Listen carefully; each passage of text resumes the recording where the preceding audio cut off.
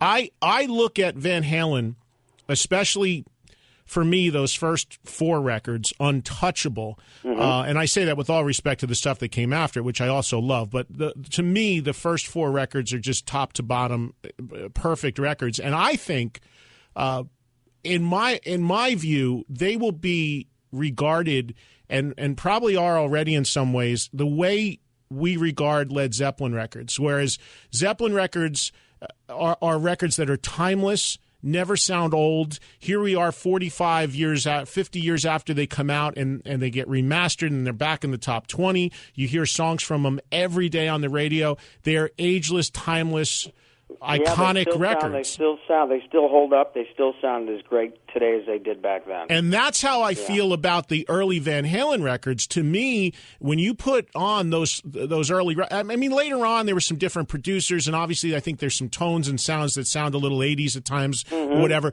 But when you listen to the first few, the Ted Templeman Van Halen records, I mean, they sound, to me, there's nothing that sounds better still. It just sounds like you're in a room and there's nothing better than the sound of those records. And they are just, it's amazing. And obviously you're a huge part of that. And it's just, even if you're not in the band, it just bums me out that for the sake of, I don't know what, that there's not some sort of, I mean, you deserve as much ownership of those things as any of the other 3 guys, in my opinion. Yeah. Well, obviously, those early albums, that was a time in our career where, like you said, Ted Templeman, we let him produce. We let him, with Don Landy, we let him engineer.